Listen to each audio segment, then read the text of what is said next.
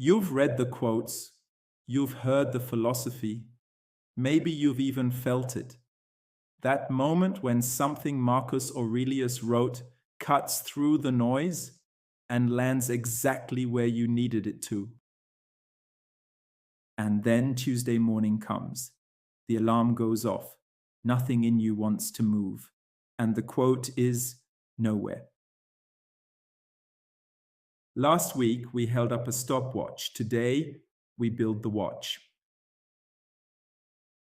The Stoics had an answer to that, not a lecture, not a metaphor, a method, 7 daily habits, each one tied to a specific Stoic practice, that build the kind of mental architecture that doesn't crack under pressure, not because you feel strong, because the structure holds even when you don't. And here's what might surprise you. You're probably already doing 2 or 3 of them. You just didn't know they had a name. 7 habits, 700 years of practice, one day at a time.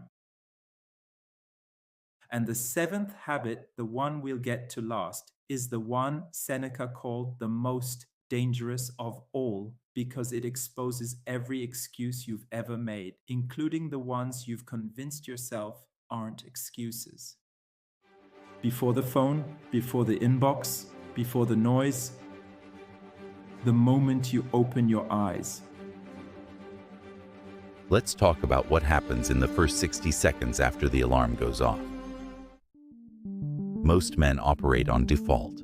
The alarm sounds, the hand moves to the phone, the scroll begins, and before a single decision has been made, before a single thought has been chosen, the day has already started making demands. You are already reacting. You haven't entered the day. The day has entered you. Marcus Aurelius understood this, not as an emperor, as a man who had to remind himself every morning what he was getting up for. Book 5, the very first entry of the Meditations, he writes, "In the morning when thou risest unwillingly, let this thought be present. I am rising to the work of a human being." That is not inspiration. That is a preloaded response. Marcus didn't wait until he was standing to decide why he was getting up. He had the answer ready before the alarm. The decision was made the night before. The morning was just the execution. That's the same passage from episode 5, but it sounds completely different here. Because it is different. Last week we used it as a mirror. You're already showing up. That's the sign of something real. Today it's a method. Episode 5 was recognition. Episode 6 is instruction. The philosophy is identical. The direction of the arrow is not. So it's not about willpower in the moment. It's about having the answer before the moment arrives. That is the override. Your body has a default. It wants warmth, stillness, delay. That default is not weakness. It is biology. The Stoic override is not fighting that impulse with force. It is replacing it with a prepared response. The architect doesn't walk into the building and wonder what he's there to do. He decided that before he arrived. The man who practices the morning override is the architect. The man on default is wandering the hallways. And the preparation, that's the night before, not a ritual, just a decision. This is what I'm getting up for. One sentence, decided the night before. Spoken or silent, it doesn't matter. What matters is that it exists before the alarm does. Because if you think getting up is the hard part, try sorting your entire day before it even begins. That's habit 2. Here is what happens to most men between waking up and sitting down at their desk. They encounter approximately 40 separate demands, notifications, obligations, expectations, decisions, and they respond to all of them with equal weight. Everything gets treated as urgent. Everything gets treated as theirs to solve. Epictetus saw this as the root failure. not laziness, not weakness, a failure of sorting. The Enchiridion, his manual, the first line of the first chapter, opens with a division so fundamental that everything else in Stoic practice depends on it. Of all existing things, some are in our power, and others are not in our power. In our power are will, choice, desire, aversion, and in a word, all our own actions. Not in our power are the body, property, reputation, command. Higginson translation, Gutenberg. Chapter 1. He placed this first because without it, nothing else in the manual functions. You cannot practice Stoic philosophy without first knowing what belongs to you and what does not. The sort is not a technique. It is the foundation. I ran the morning sort last week. The exercise from episode 5, 1 sentence per column, but sitting here now, I'm realizing that was an introduction. What you're describing is something different. That was a tool. This is an installed filter. That's exactly the difference. Episode 5. You sorted once, as an exercise. You recognized the boundary. Episode 6. You sort every morning, before the phone, before the first demand, until the sorting becomes automatic, until the filter is running before you've consciously engaged it. The gap between those two things is the gap between knowing a principle and living inside one. And the mechanics, it's still 2 categories? It doesn't get more nuanced than that?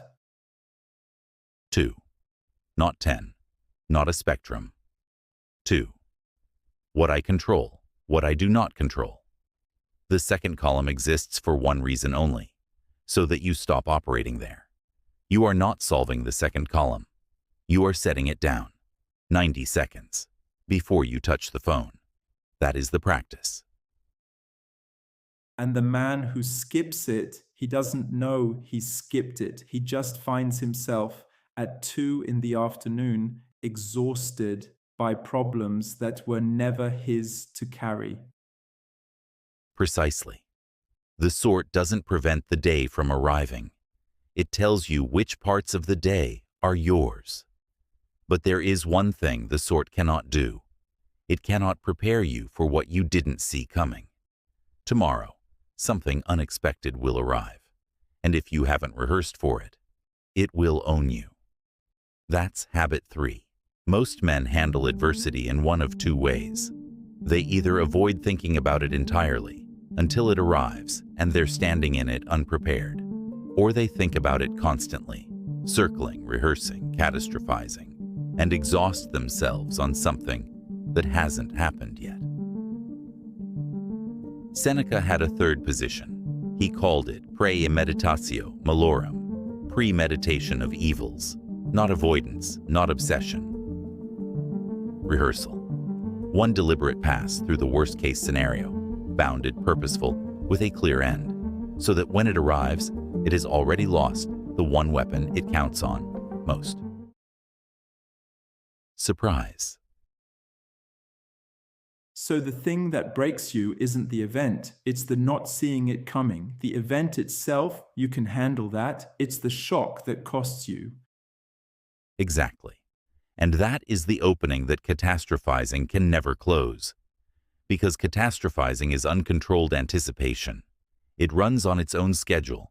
It has no endpoint, and it produces no action.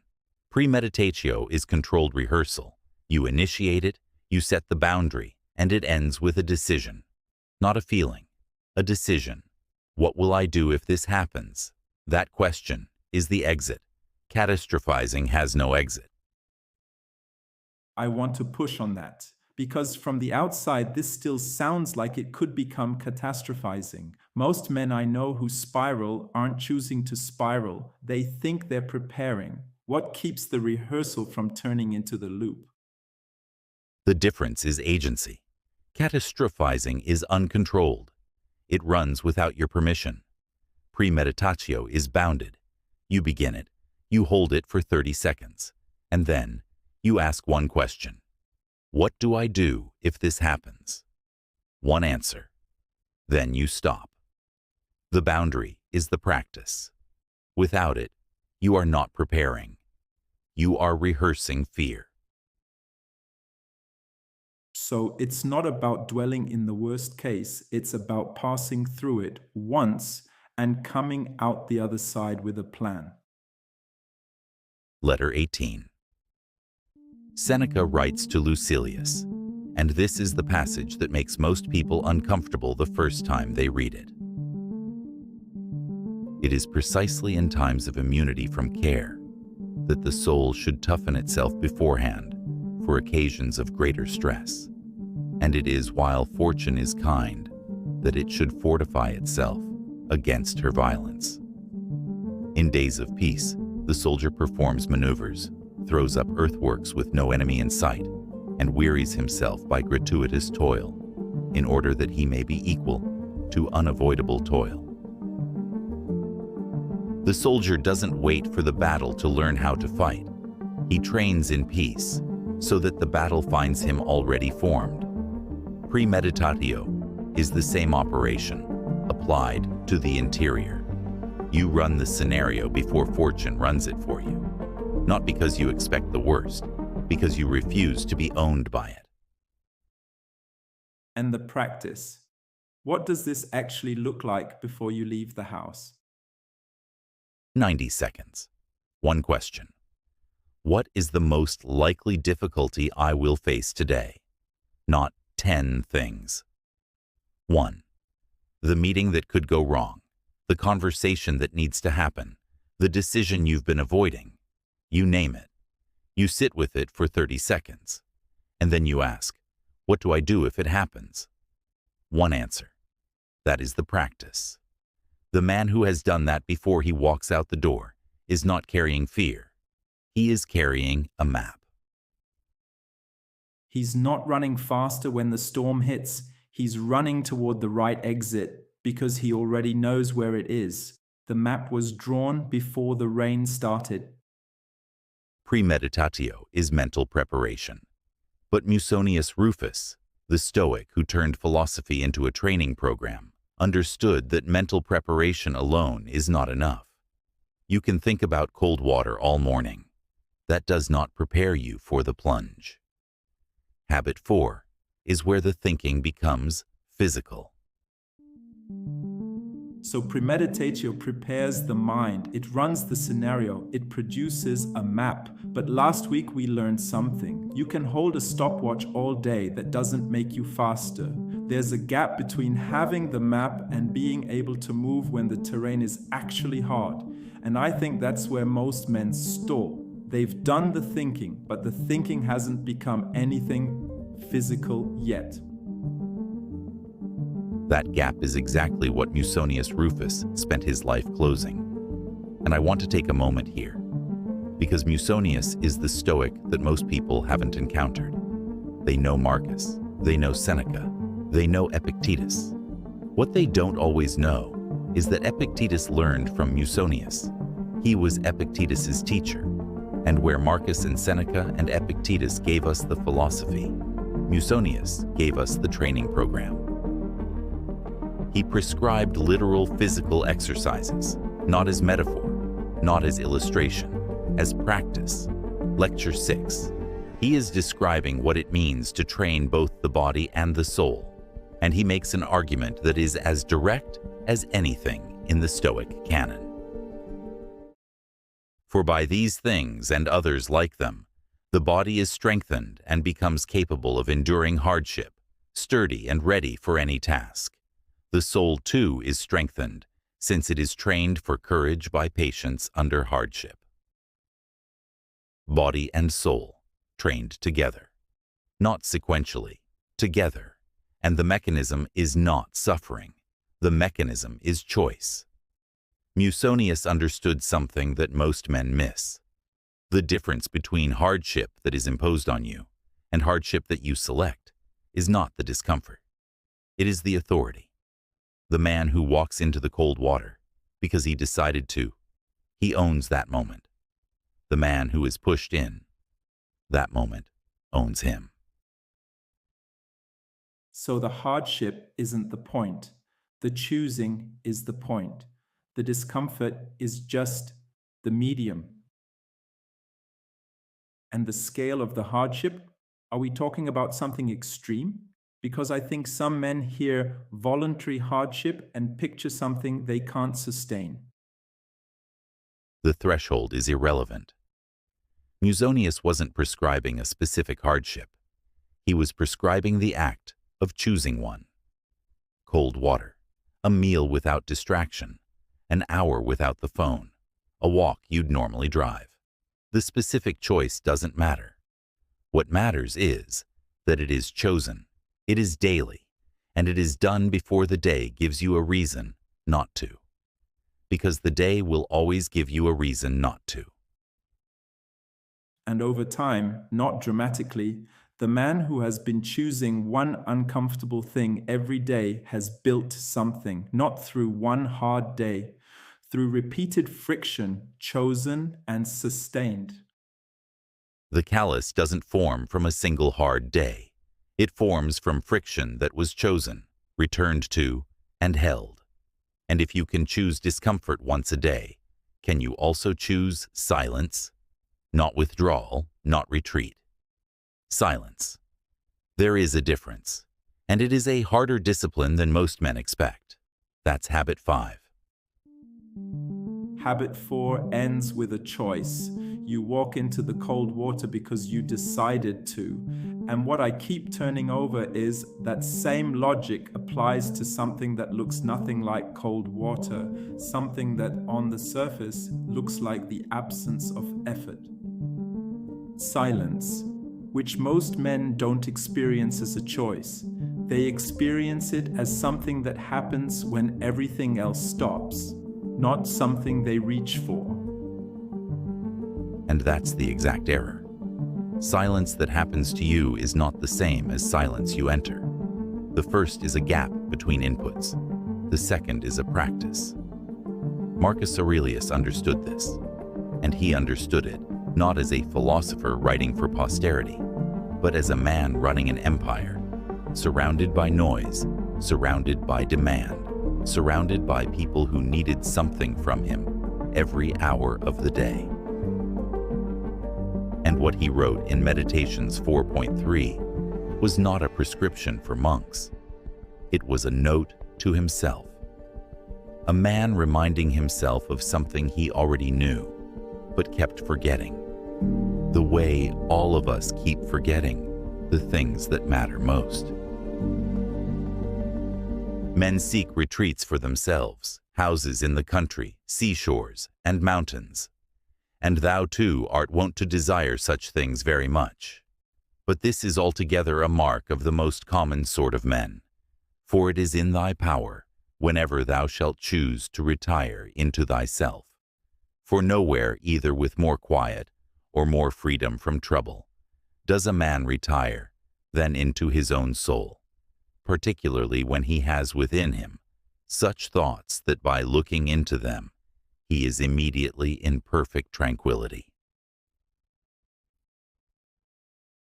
Retire into thyself, not into a cabin, not into a weekend, into yourself, 5 minutes, before the inbox, before the first conversation, before the day gets its hands on you.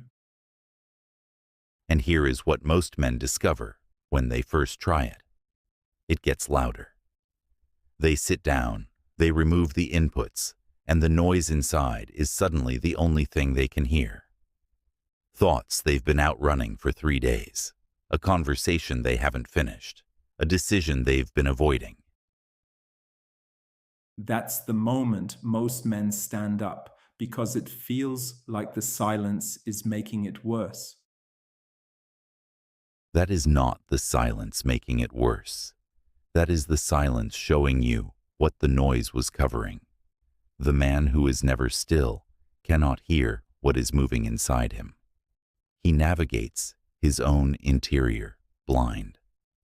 The 5 minutes of silence is not a destination. It is a diagnostic. You are not trying to empty the mind. You are learning to read it. So the silence isn't the practice of having no thoughts. It's the practice of watching them without immediately acting on them. You sit with what rises, and you learn what you're actually carrying. Silence creates the space to see, but seeing is only half the work. At the end of the day, the Stoics had a practice for what you do with what you've seen. Not to judge it, not to punish yourself for it, to learn from it. And the man who designed that practice wrote it in a book about anger, which is not a coincidence. That's Habit 6. We started this episode before the alarm went off, the morning override, the control sought, and we've moved through the day. The rehearsal before it began, the discomfort chosen in the middle of it, the silence that showed us what we were carrying, and now it's evening, the day is done, and the question that's sitting with me is, what do you do with it? With what happened, with what you said, with what you didn't? That question is exactly where Seneca lived, and I want to be precise about the source here, because it matters. De Ira is Seneca's treatise on anger. 3 books, and the most practical passage in the entire work is in Book 3, Chapter 36. Not a chapter about philosophy, a chapter about what Seneca actually did every night before he slept. And the reason it comes from a book about anger is not incidental. Seneca understood something that most men miss. The things that accumulate unexamined, the sharp word, the decision made from impatience, the moment you looked away when you should have held, those don't dissolve on their own. They compound. The man who never reviews his day is not a man at peace. He is a man in debt to himself. When the light is removed, and my wife, well aware of my habit, has ceased to talk, I pass the whole day in review before myself, and repeat all that I have said and done. I conceal nothing from myself. I omit nothing. For why should I be afraid of any of my shortcomings, when I am able to say, see that you do not do that anymore, and this time I pardon you. This time I pardon you. That's the line, not you failed, not do better. I pardon you. He looks at the day clearly, he names what happened, and then he releases it. That's not weakness. That's the most disciplined thing in this entire episode. The audit has a shape. Seneca asks himself what he said, and whether it needed to be said, what he did, and whether it served the man he is trying to be. But the third question is the one most men skip entirely. What did I not do? What did I leave unsaid that needed to be spoken? What did I avoid that I should have walked toward? The sins of omission are quieter than the sins of commission, and they are heavier. So the audit isn't a punishment, it's a ledger.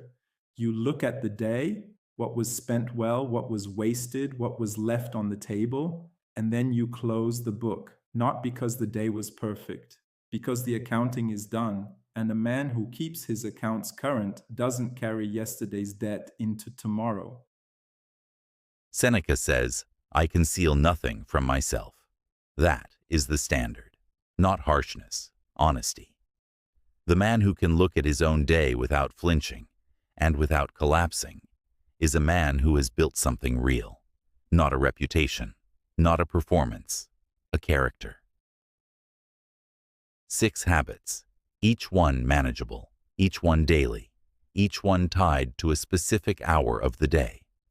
But the 7th, I said at the beginning of this episode that it was the most dangerous, not because it is the hardest to perform, because most men refuse it, not from laziness, from something older than laziness, something that has a name, and we're going to name it. That's habit 7. Pride. That's the thing older than laziness. Not arrogance, not ego in the loud sense. The quiet kind. The kind that says, I am my own standard. I have nothing left to learn from watching another man. That is the refusal. And it is the most comfortable position a man can occupy, because it requires nothing of him. Habit 7 is this. Before you sleep, you name one person, living or dead, whose standard you will hold against your own tomorrow. Not to become them, not to imitate them, to use them as a ruler. One name, one question in the morning. Would my model have handled today differently? That is the entire practice. And I know exactly what most men say when they hear that. I'm not trying to be someone else. I have my own way of doing things, which sounds like self-possession, but I'm not sure it is. It isn't. A model is not a mirror. You are not trying to see yourself in another man. You are trying to see further than yourself. The man who says he needs no model has appointed himself the standard, and the man who is his own standard has nothing to measure himself against. That is not strength. That is comfort, unchallenged, uncorrected, comfortable. Seneca addresses this directly in letter 11. He's writing to Lucilius, and he gives him the most practical instruction in the entire correspondence. Choose therefore a Cato, or if Cato seems too severe a model, choose some Laelius, a gentler spirit. Choose a master whose life, conversation, and soul-expressing face have satisfied you. Picture him always to yourself as your protector or your pattern, for we must indeed have someone according to whom we may regulate our characters. You can never straighten that which is crooked unless you use a ruler.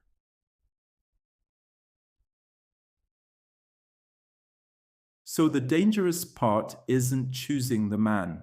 It's admitting you need the ruler. That's what pride won't do. It will accept the habits, the cold water, the silence, the audit, but it will not accept the admission that there is a standard outside itself that it hasn't reached yet. Exactly.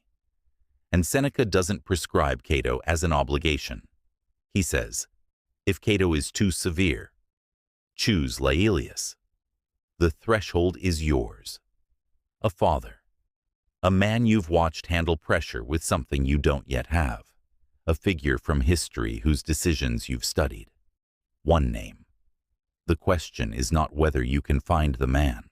The question is whether you are willing to use him. And the 5 minutes of silence from habit 5, that's the space where the question actually lands. You've already cleared the noise. You've already run the audit. And now you hold one name against the day you just lived. That's not a ceremony, that's a calibration.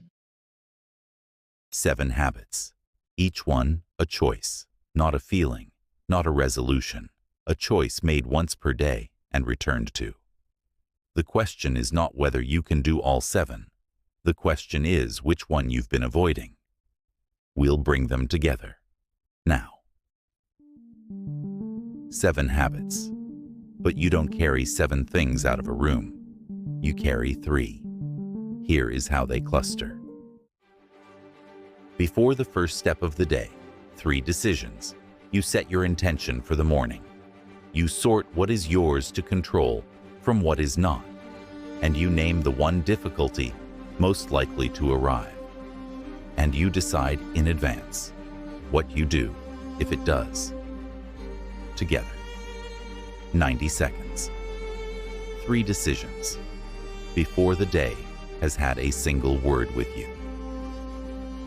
Somewhere in the middle of the day, before the day gives you a reason not to.